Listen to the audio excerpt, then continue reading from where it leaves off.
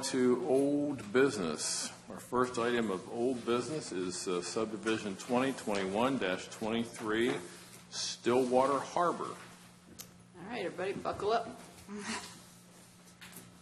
So I have a motion for you, Mr. Chairman. All right. I move that we deny subdivision number 2021-23 for Stillwater Harbor based on the county code, the record made during the public hearing, and for the following reasons. 1, it is undisputed that this project is located in one of the most ecologically important areas of Sussex County. It is across River Road from Indian River, which according to our comprehensive plan has sensitive characteristics which help to absorb floodwaters and provide extensive habitat for native flora and fauna. This area also has a significant impact upon water quality within the adjacent bays and inlets, as well as upon the region's various habitats. One of the core objectives of the future land use element of our plan is to protect critical natural resources such as the inland bays and the others by guarding against overdevelopment. 2, there are several primary concerns about this application, and each of them received a lot of attention. They include the impact of the subdivision upon the landscape and surrounding area, its access onto River Road and the conditions of that roadway, and the so-called emergency access easement proposed to utilize a private easement known as Jackson Drain Lane. 3, there was a lot of testimony in opposition to this application. While much of what was stated during the public hearing and in written information is relevant, subdivisions are not popularity contests. They have to be decided based upon the appropriate factors and the record before the Commission. In this case, the record does not support the approval of this particular subdivision.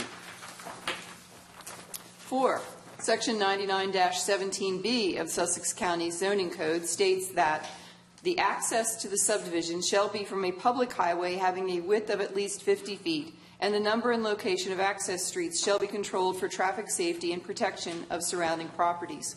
According to the site plan submitted by the applicant, the width of the River Road right-of-way varies. The applicant's engineer testified that the existing right-of-way is currently only 46 feet wide at the proposed entrance to this development. This requirement of the subdivision code cannot be satisfied. 5, Section 99-9C of the Sussex County Code states that the approval of a subdivision shall include consideration of the following: provision for safe vehicular and pedestrian movement within the site and to adjacent ways, and the effect on area roadways and public transportation. As I will describe momentarily, I have considered these factors and others in Section 99-9C, and they support a denial of this subdivision. 6, it is undisputed that River Road floods in the general location of the proposed entrance to this subdivision. It's also undisputed that when it floods, River Road can be inaccessible for long periods of time. A, this flooding and the effects of it was confirmed by the Indian River Fire Company's various letters stating that the entrance is located near 2 significant areas of roadway tidal flooding on River Road, which would preclude successful passage during these tidal conditions for their prospective property owners within Stillwater Harbor. B, this flooding and the effects of it was also confirmed in DENREC's Oak Orchard Coastal Drainage Engineering Evaluation, which is Exhibit 11 of the applicant's exhibit book. The evaluation summarized the issue this way: changes in development and the natural environment have intensified flooding issues for the community. In particular, residential and commercial areas have been built in the community over several decades, resulting in an increase in impervious area and therefore an increase in flooding frequency from localized runoff for several of the areas. Residential properties and roads also flood regularly because of local runoff, because of stormwater drainage and transportation infrastructure that is undersized or in disrepair. The evaluation also states that drainage deficiencies included undersized or non-existent storm drain systems that require maintenance and low ground surface elevations. These deficiencies result in problems such as localized flooding, backwater flooding from the inland marsh, or coastal inundation directly from Indian River Bay. C, the flooding and effects of it was also referenced in Exhibit B of the DENREC evaluation, which stated that River Road and Chief Road and the properties that are nearby flood frequently, flooding observed during 2 days of field work. It states that the area west of the Chief Road intersection floods several times a year. Photographs of the flooding were provided as Appendix C of the evaluation. D, this flooding and the effects of it was also confirmed by undisputed testimony from several residents of the immediate area that flooding occurs so regularly that the local school district has a programmed call to all local student families advising that River Road is impassable for school buses and that children must be picked up at the fire hall because the bus routes cannot get to individual homes. E. This flooding and the effects of it was also confirmed by several area residents who spoke in opposition to the application and testified about firsthand knowledge of the regular occurrence of flooding that makes River Road impassable. They described regular occurrences of having to park their own cars at remote locations, such as the local fire hall, to avoid flooding. With transportation to their homes only by pickup trucks and SUVs. F, and finally, this flooding and the effects of it was also confirmed by the Indian River Fire Company's decision to not object to the application with an entrance to River Road only because a necessary and separate emergency access was proposed. G, unfortunately, as stated during the hearing testimony and as confirmed by the Indian River Volunteer Fire Company, these deficiencies for the most part remain outstanding with no corrective action for any remedy in the designated area of this proposed subdivision.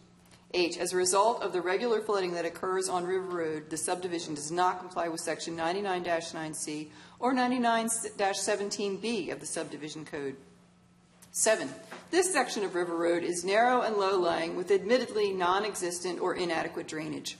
The proposed entrance is in close proximity to the intersection with Chiefs Road, and there is video and photographic evidence in the record that major flooding occurs there. It is not 50 feet wide as required by code. DelDOT has stated that it expects the developer to be required to make approximately 900 feet of roadway improvements to accommodate this project. These improvements run a distance of approximately 600 feet west of the entrance and 240 feet east of it. This also includes widening the travel lanes to 11 feet in each direction plus 5-foot shoulders. This does not even take into account the drainage features required on either side of the shoulders nor DENREC's direction to raise the entire roadbed 1 to 2 feet and potentially install bulkheading. The development only has approximately 120 feet of frontage along River Road, which is not enough to accommodate these improvements. There is not sufficient right-of-way available to allow a safe entrance to the development. Many residents stated that they were opposed to any efforts by this applicant or DelDOT to acquire portions of their land by easement or fee simple to accommodate this development's entrance. As a result, this development should be denied because there would not be safe vehicular or pedestrian access to it. 8. The applicant places a significant emphasis on the availability of access to John Drain Lane. This is in recognition that the development should not otherwise be approved with a single access to River Road, as confirmed on several occasions by the Indian River Volunteer Fire Company. There are multiple reasons why this reliance upon John Drain Lane cannot support an approval of this subdivision. A, to begin with, John Drain Lane is effectively a narrow dirt and gravel driveway. It's not an improved road right-of-way of any sort. B, although the access to John Drain Lane was described as being limited to emergency uses, the record confirms that the use of it would occur frequently due to the regular closures of River Road. John Drain Lane would effectively become the primary means of access to the development during regular flooding events when River Road is impassable. The applicant has stated that the easement would be controlled by not only first responders, but also the development's HOA. This is stated in proposed condition K supplied by the applicant. When River Road floods, that means that potentially 1,258 vehicles per day could be using John Drain Lane because they cannot get out of the main entrance to the development. C, even if the owners of lots within this subdivision had legitimate access to John Drain Lane, it is not capable of handling potentially 1,258 vehicles per day. It is undisputed that John Drain Lane is currently an 8 to 12-foot wide dirt or sand and gravel road with potholes and varying levels of repair. The applicant did not outline any improvements to the road, nor provide evidence that it has the authority to make sufficient improvements to it. This does not even take into account improvements necessary for the lane to handle heavy emergency or emergency apparatus, especially in inclement weather when the already bad conditions of the lane would be worsened. D, the property where this subdivision is to be located, which is Sussex County TAP map and parcel number 243-34-79, does not itself have access to John Drain Lane. Parcel 79 and the owners of it are not parties to the easement agreement for John Drain Lane. From the face of the easement, which is included in the record as Exhibit 20 of the applicant's exhibit book, it was only intended for use by the properties and owners identified in it. Easement agreement did not contemplate that such a separate parcel would be subdivided into 123 lots, with each of those lots having access to the easement. The other properties that do have rightful access to John Drain Lane did not sign up for such an intensive use of their easement by other property owners who were never part of the easement agreement in the first place. E. Each of the property owners who has access to John Drain Lane and testified against the applicant stated that they opposed the use of the easement for any sort of access to the Stillwater Harbor development. They testified that the reasons for this opposition included their belief that the development has no right to access the private easement, that the existing dirt road is incapable of handling the heavy EMS equipment and additional traffic that would occur, and other factors, period. There is no compelling reason why the county should impose a significant burden upon the existing users of John Drain Lane by approving this subdivision with a mandatory condition requiring access to the lane when the land that is the subject of this application was never part of the easement to begin with. This is also an entirely different situation from interconnectivity between adjacent subdivisions where both roadways are paved and built to Sussex County road standards and dedicated to public use. Here, John Drain Lane is an off-site private easement that is merely a dirt driveway. F. For all these reasons, John Drain Lane is not a suitable, viable, or legal means of secondary access to this subdivision. B. Wait a minute. Sorry. That leaves only the primary entrance of River Road, which the Indian River Volunteer Fire Company has acknowledged cannot safely be the sole means of access to the development. 9. Given the undisputed flooding and access issues via River Road, an approval of this subdivision with the sole point of access from River Road would be harmful to the health, safety, and welfare of the future residents of the development. For example, Sussex County paramedics, state police, and or local fire companies would not be able to get to lots within the development during a flood event. Conversely, residents would not be able to evacuate the area in a severe weather event or even leave the development for a personal health emergency or other important reasons. While less significant, the inaccessibility would impact more mundane services such as the Postal Service, UPS, FedEx, and Amazon, and even daily conveniences such as food delivery and passenger service businesses. 10. The comprehensive plan's conservation element notes that the county has developed a hazard mitigation plan in response to the damaging effects of not only severe weather but also flooding that is occurring more regularly in the low-lying coastal areas of Sussex County like this location. The plan directs the county to protect residents from the impacts of flooding as it makes land use decisions. Here there is no dispute that this area floods.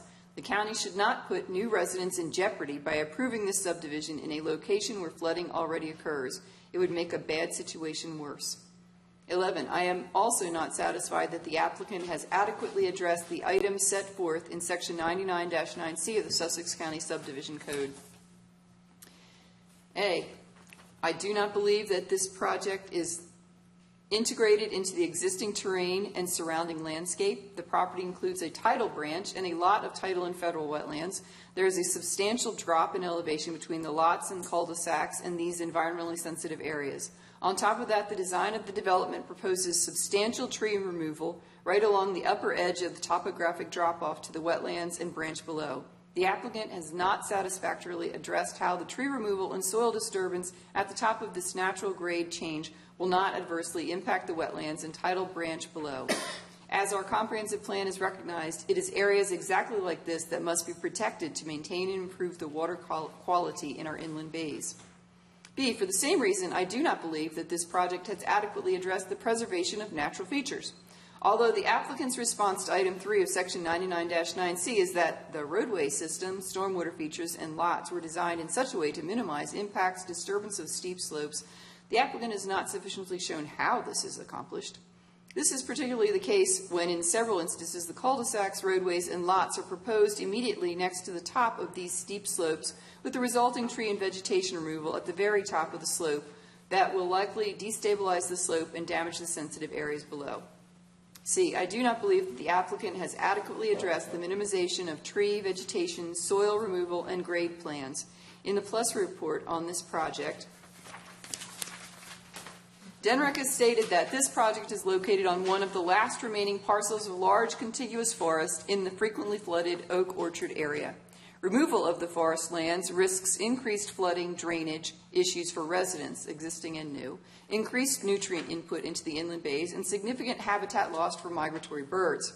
This concern was further expressed by the Secretary of the Department of Agriculture in his letter of April 20th, 2023, wherein he stated that the Delaware Department of Agriculture opposes the Stillwater Harbor development currently under review. The loss of the riparian forest and wetlands will be substantial, potentially increasing flooding and inland bays pollution. It is a certainty that the removal of one of the most extensive tracts of forested land in that area will have devastating impacts on drainage for current and future residents. A significant amount of deforestation is proposed for this site. In fact, approximately 78% of the existing forest is proposed to be removed. The applicant has stated that many of these trees started growing in the 1990s, and the land was farmed before that. I do not find that to be a compelling reason to justify the removal of these trees in this environmentally sensitive area. Every forest in Sussex County had to start at some point. This is a greater concern in an environmentally important location like this, a unique one in Sussex County with a tidal branch and tidal and federal wetlands that drain right into our inland bays. Tree vegetation and soil removed should be limited to the fullest extent possible, and the applicant has not demonstrated that has looked at every design alternative that would mitigate this. Instead, it is apparent from the proposed site plan that the applicant has simply tried to maximize the lot yield given the geometry and topography of the site. D. I'm not satisfied that the prevention of surface and groundwater pollution or the minimization of erosion and sedimentation, changes to groundwater levels, or increased rates of runoff have been addressed. For the reasons I have mentioned, this site will be substantially disturbed if this development is approved. I do not believe that the applicant has adequately shown how that disturbance at the very top of the steep bank next to the wetlands and tidal branch will not have an adverse impact on the water quality of that branch or the inland bays that it feeds into.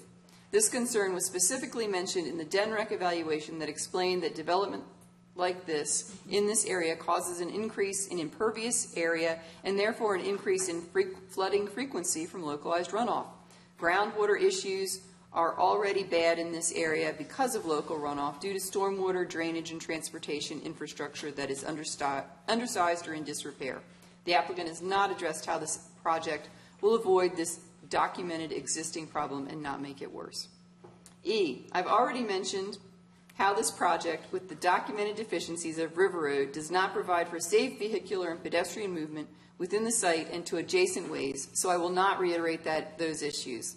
It is sufficient to state that it is undisputed that River Road is currently deficient in its condition now and it floods frequently. DelDOT, DENREC, and the local fire company all agree at this point. This project does not provide for a safe entrance, and the problematic proposal to have access to John Drain Lane by first responders and the vehicles of this subdivision does not satisfy this requirement. Given all these limitations and the limited measures proposed to overcome them, this project does not provide for safe and continuous access to the site. F, I'm not satisfied that the project has considered its effect on schools. This factor uniquely applies to this subdivision since it is not the potential number of new students that is at issue, but instead the ability of those new students to get to and from their schools in flooding events. There was undisputed testimony in the record that River Road floods so frequently that the local school district has an auto call programmed to call existing residents during flood events about alternate pickup and drop-off locations for the children who are bused. Apparently the alternative location is the local fire hall. This is a safety concern that currently exists, and it should not be made worse by approving another development with more school children who cannot be picked up and dropped off at their regular location because of frequent weather events that make the nearby roads impassable. And number 12, for all these reasons, I move that we deny subdivision number 2021-23 for Stillwater Harbor. A second. Okay, it's been moved and seconded to deny subdivision 2021-23 Stillwater Harbor. Mr. Mears, how do you vote? I vote yes to deny based on the rock-solid reasons and conditions stated in the motion that was developed from public testimony and agency opinions. Okay. Ms. Wingate? I vote yes to deny for all the reasons stated in the motion and specific concerns with the lack of access to the development because of the flooding on River Road, and particularly the emergency personnel. Just to be clear, Ms. Wingate, you voting in favor of the motion to deny? Yes. Okay. Just, Did I say that wrong? I'm not sure, but I want to make sure that's clear in the record. I vote yes to the motion to deny for the reasons stated in the motion, and because I've stood in that water. I know how bad it is. So, yeah, this is one of those places where if we were to allow this as it's written, or as it's presented now, we'd someday somebody say, who let that happen? Indeed. Mr. Hopkins? I recuse myself. Okay. All right. And the chair votes in favor of the motion for the reasons stated in the motion, and most especially because the obvious flooding concern and the insufficiency of the easement and any other access to the site. It just is not good land use. And the motion carries 4-0 with Mr. Hopkins abstaining. All right, our next item